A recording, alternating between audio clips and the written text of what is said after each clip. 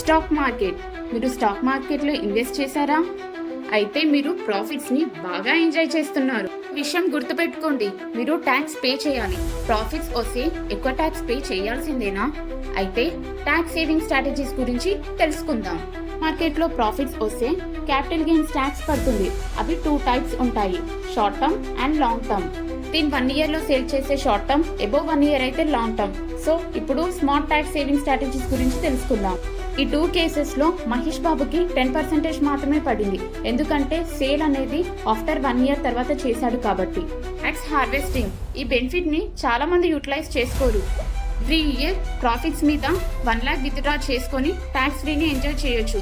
ఈ కేసులో profits 2 lakhs వస్తే ఓన్లీ బ్యాలెన్స్ 1 lakh మీద మాత్రమే ట్యాక్స్ పే చేశాడు. కేస్ మ్యూచువల్ ఫండ్స్, ఒకవేళ మ్యూచువల్ ఫండ్స్లో ఇన్వెస్ట్ చేసి 80C డిడక్షన్ వస్తుంది. అంటే 1.5 lakhs వరకు మనం ప్రాఫిట్స్ నుంచి డిడక్ట్ చేసుకోవచ్చు. కేస్ ఆఫ్ సెట్టింగ్, స్టాక్ ఏలో ప్రాఫిట్స్ వచ్చినా స్టాక్ బిలో లాసెస్ వస్తే దానికి సెట్ ఆఫ్ చేసుకోవచ్చు. బ్యాలెన్స్ 1 lakh మీద ట్యాక్స్ పే చేయాల్సి వస్తుంది. కేస్ ట్యాక్స్ ఫ్రీ గిఫ్ట్, ఇంట్లో మీ పేరెంట్స్ కానీ స్పౌస్ కానీ వాళ్ళకి సోర్స్ ఆఫ్ ఇన్కమ్ లేదనుకోండి, మీరు ఆ షేర్స్ని వాళ్ళకి గిఫ్ట్గా ఇవ్వండి.